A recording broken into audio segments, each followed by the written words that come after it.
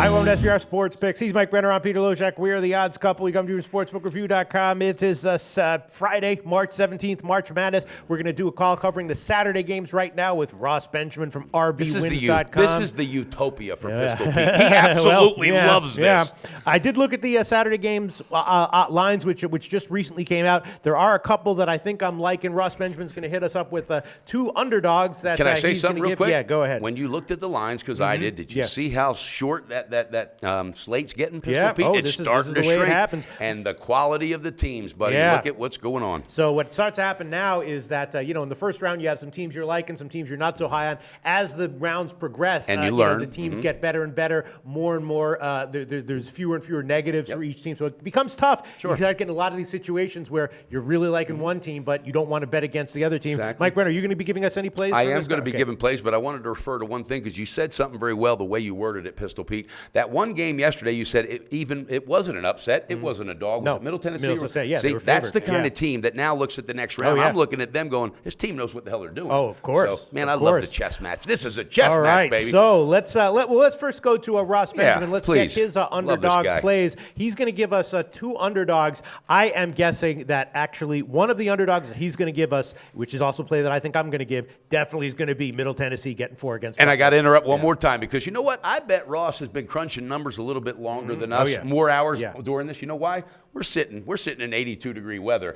I don't believe right now that Ross Benjamin is looking at sunshine. What did you guys say? You're calling Alaska? That's about the size. There you go. But guess what? Your tool's going to be sharp as hell. All right. Ross Benjamin, Middle Tennessee. That's one of your picks, right?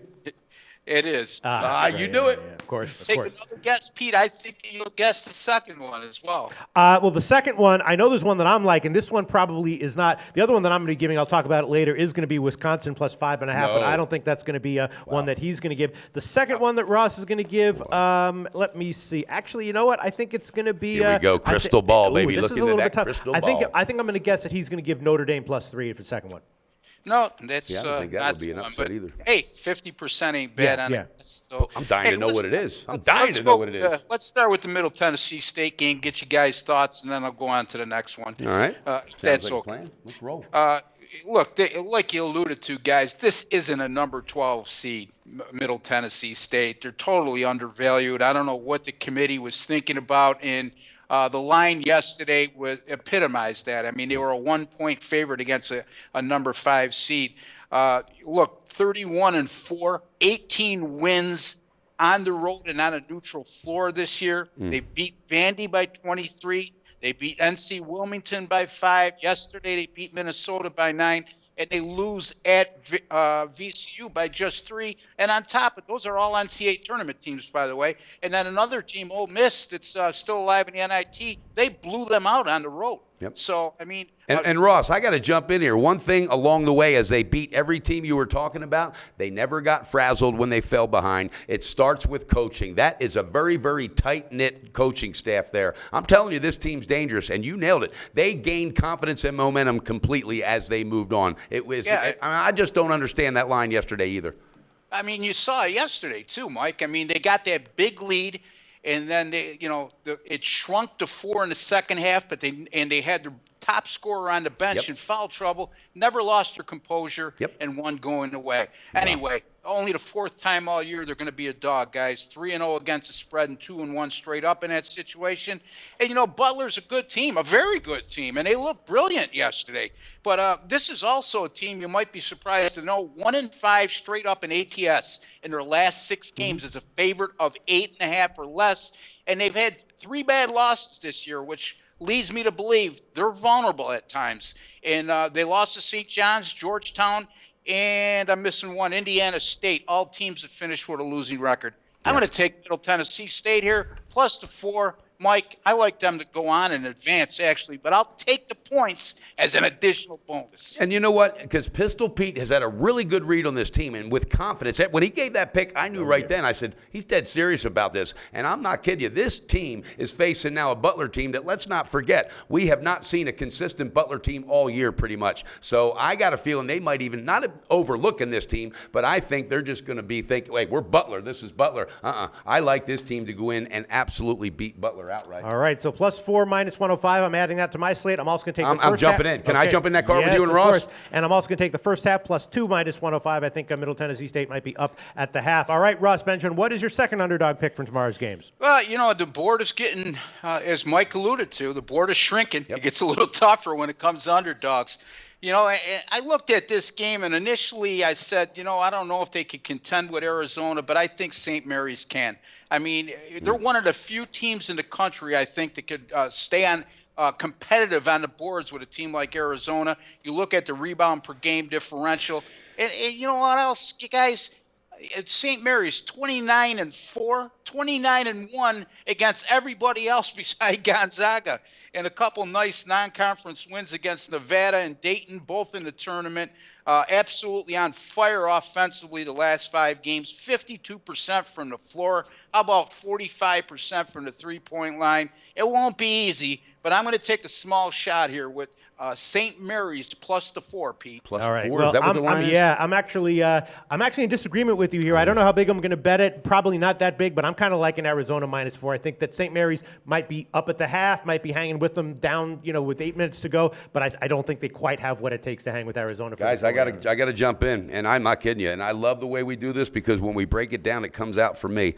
Yeah, that one loss to Gonzaga is why I'm on Arizona, because the way Gonzaga handled them, they got in their head very early, and I'm not kidding you. You saw a confidence just drop from St. Mary's, found themselves fighting the whole time. This is not the same Arizona powerful team, but I'm telling you, this Arizona team's coming together. Sean Miller absolutely looked at every single tape, probably 10 times of that and Gonzaga game, to find the weaknesses, to see where they struck, and see where they found out where they could absolutely dominate on the boards inside. They're going to use that same game plan, and with all due respect to St. Mary's, because I cashed so many tickets with them this year, last game included, okay? They're going down, and I wouldn't be surprised if they lose this game by 9 or 10 points, and I feel it so strong. And when you just said to Ross is strong, you don't know how strong, I recommend a strong play, and that's not, and I love Ross's breakdown, but I think St. Mary's is out of the league here. I'm kind of agreeing with Mike Brenner, Ross.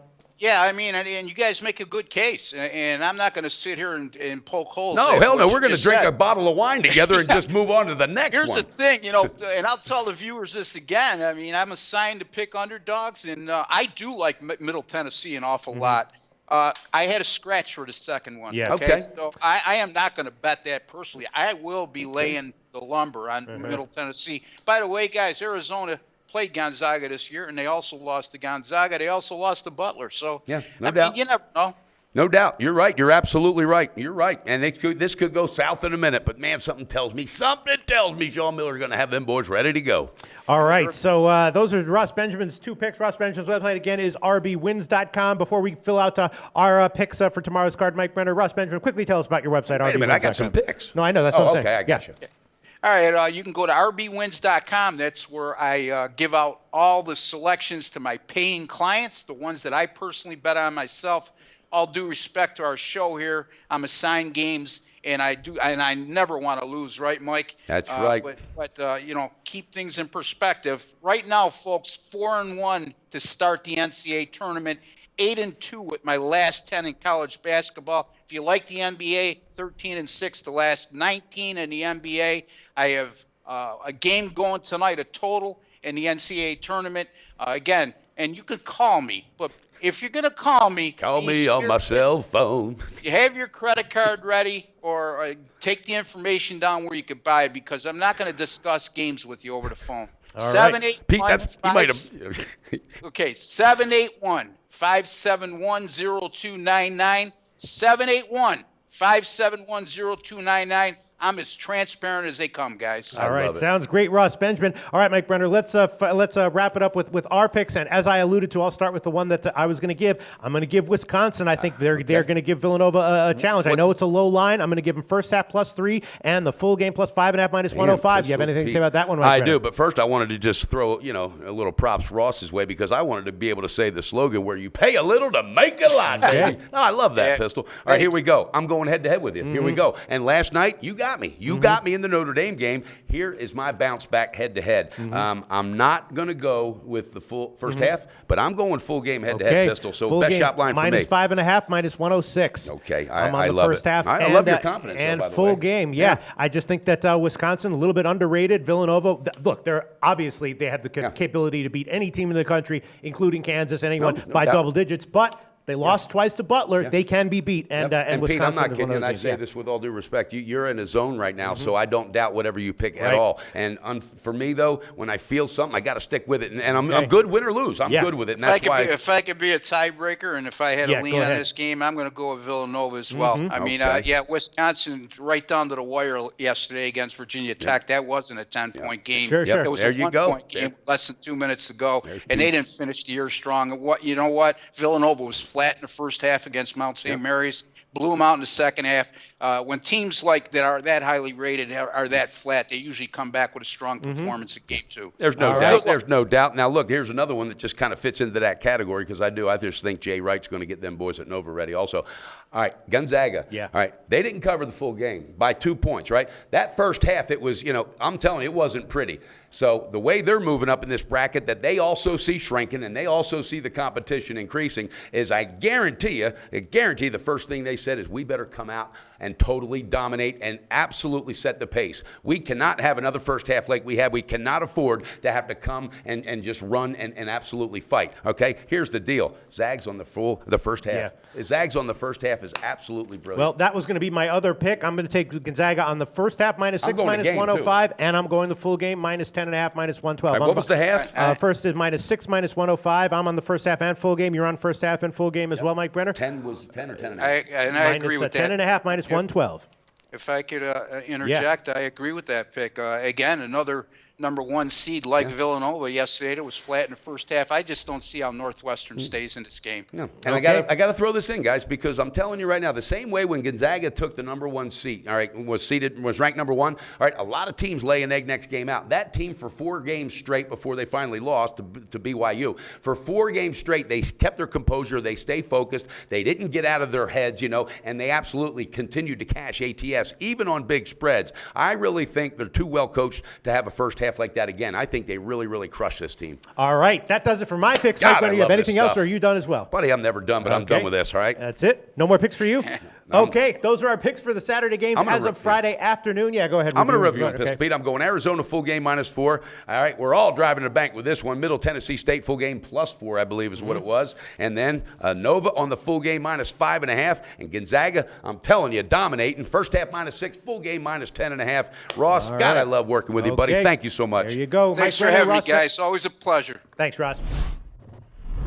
Well, this episode of The Odds Couple is over. But if you give us a like and click SBR's logo at the bottom of the screen to subscribe, then you'll get all the upcoming videos as soon as they come out. And don't forget to take advantage of our website. There's free picks, live betting lines, and sportsbook reviews and ratings guides, and a whole lot more. Check it out now.